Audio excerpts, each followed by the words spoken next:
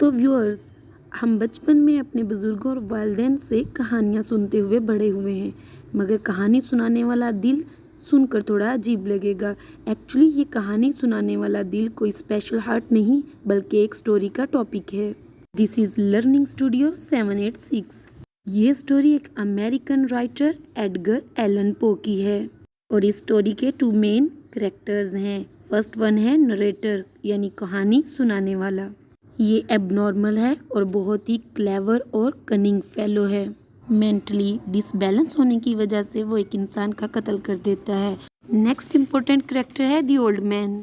इस बूढ़े आदमी के पास बहुत सी दौलत है और अगर इसके कैरेक्टर की बात करें, ये बहुत ही सिंपल एंड लविंग पर्सन है। जिस्मानी तौर पर इसमें सिर्फ एक ही नुक्स था, वो था इसकी पेल ब्लूइश आई, यानी सर्द नीलगुन आंख, जिसके ऊपर एक बारीक सी झिल्ली बनी हुई थी। और नरेटर इसकी आंख को वल्चर आई या इवल आई कहता है। कहानी कुछ इस तरह से शुरू होती है कि नरेटर शुरू में ही ये साबित करने की कोशिश करता है कि वो पागल नहीं है और फिर वो वजाहत देता है कि बूढ़े आदमी से उसको कोई मसला नहीं है, सिर्फ उसकी आंख है। गिद्ध जैसी आंख उसको नर्वस कर देती है और इसी चीज़ को बुनियाद बनाकर वो बूढ़े आदमी को कत्ल करने का इरादा करता है ताकि हमेशा हमेशा के लिए उसकी आंख से छुटकारा मिल जाए। और अपने इस प्लान को अमली जामा पहनाने के लिए वो 7 दिन तक बूढ़े आदमी के घर रात को जाता है, उसका दरवाज़ा खोलता है और आहिस्ता आहिस्ता अपना सर अंदर करके लालटेन की रोशनी खोलकर बूढ़े आदमी को देखता है। चूँकि वो सोया होता है इसलिए वो उसे कत्ल नहीं करता। वजह सिर्फ एक ही है कि बूढ़े आदमी की आंख नज़र नहीं आती है। और हर सुबह वो बहुत दिलेरी के साथ बूढ़े आदमी के घर में जाता है और पूछता है कि उसने रात कैसे गुजारी। 8वीं रात को वो मामूल से भी ज़्यादा एहतियात बरतता है। जब वो बूढ़े आदमी का दरवाज़ा खोल रहा होता है तो दिल ही दिल में मुस्कुराता है कि इस बूढ़े आदमी ने तो मेरे खुफिया कामों का ख्वाब भी देखा ना होगा। जब वो सर अंदर करके बूढ़े आदमी को देखने के लिए लालटेन खोलने लगता है तो लालटेन की तार से उसका हाथ फिसल जाता है और बूढ़ा आदमी उछलकर अपने बिस्तर पर बैठ जाता है और चिल्लाकर पूछता है कौन है कौन है। लेकिन नरेटर खामोशी से वहाँ घंटा भर बैठा रहता है।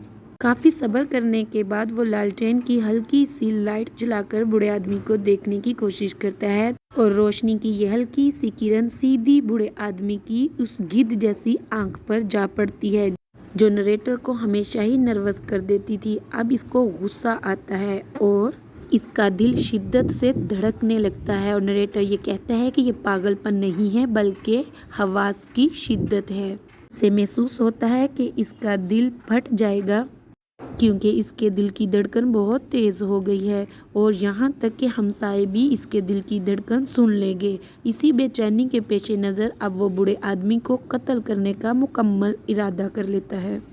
इसे घसीट कर फर्श पर गिरा देता है और भारी बिस्तर इस पर डालकर सांस बंद कर देता है।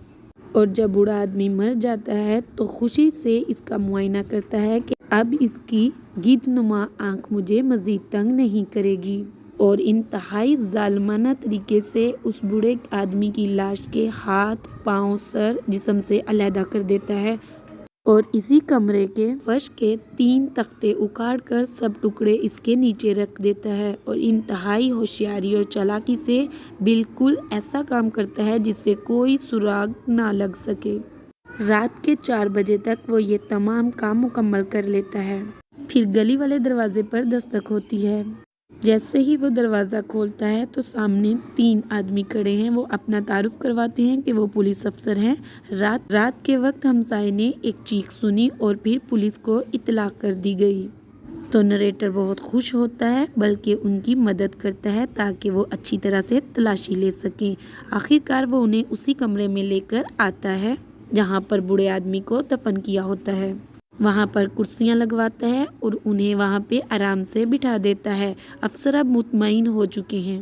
अफसर बैठकर गपशप में मसरूफ़ हो जाते हैं, लेकिन नरेटर के सर में शदीद दर्द शुरू हो जाता है और उसे घंटियों की आवाज़ सुनाई देने लगती है। जैसे जैसे घंटियों की आवाज़ तेज़ होती जाती है, नरेटर ऊंची आवाज़ में तेज़ी से रवानी से बोलना शुरू हो जाता है ताकि उन्हें कोई शक ना हो।